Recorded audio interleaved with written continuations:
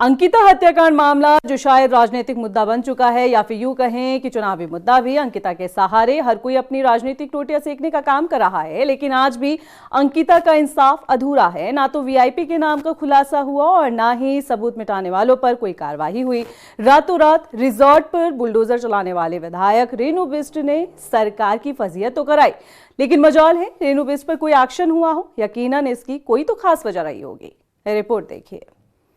उत्तराखंड का वो रहस्यमयी रिजॉर्ट जहां नेताओं के इशारों पर होता था देह व्यापार, जहां दफना दी गई अंकिता की जिंदगी, जहां चलवा दिया गया था बुलडोजर रातों रात, विधायक रेणु बिष्ट पर सवाल आज भी बरकरार। पहाड़ से हजारों सपने लिए एक बेटी ऋषिकेश पहुंचती है, ये सोचकर कि वो अपने माँ बाप का सहारा बनेगी, अपने सपनों को पंख लगाएगी, हर जरूरत को पूरा करेगी। लेकिन शायद उसे ये मालूम न था कि यहाँ इंसान की खाल में कुछ गिद्ध छिपे बैठे थे, जो उसे और उसके सपनों को नोच खाने की साजिश रच रहे थे। उन्होंने अपने मंसूबों को अंजाम देने की कोशिश की तो अंकिता भंडारी के सपने और उसकी जिंदगी हमेशा हमेशा के लिए दफन हो गई।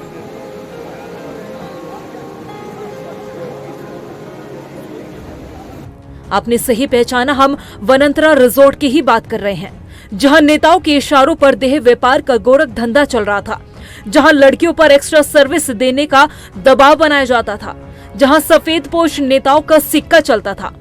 वो रहस्यमय रिजॉर्ट जहां अंकिता के सपनों को दफन कर दिया गया, जहां वीआईपी के राज को हमेशा हमेशा के लिए मिटाने की कोशिश की गई। आखिर क्यों? सवाल यमकेश्वर से बीजेपी विधायक रेणु बिष्ट आपसे है।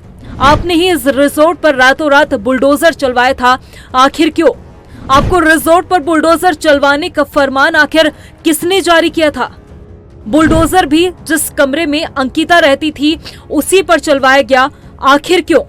क्या रिजॉर्ट में अंकिता हत्याकांड से जुड़े गहरे राज छिपे थे, जिनके उजागर होने का आपको डर सता रहा था?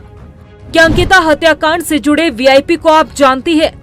क्या वहां कोई ऐसा राज छिपा था जो सफेद पोश नेताओं की असलियत को दुनिया के सामने ला सकता था? अगर नहीं तो आखिर रेणु बिष्ट आपने क्राइम सीन पर बुलडोजर क्यों चलवाया? ये तमाम सवाल बीजेपी विधायक रेणु बिष्ट आपसे हैं। आप एक जिम्मेदार पद पर थी, आप एक महिला भी थी, बावजूद इसके आपने गैर जिम्मेदाराना हरकत की। क्या आपको कानून और सत्ता किसी का भी डर नहीं था? क्या आपके जहन में एक बार भी ये सवाल नहीं आया था कि आप इस केस से जुड़े सबसे अहम सबूत को नष्ट कर रही थी, जिसके लिए आपको कड़ी सजा मिल सकती थी?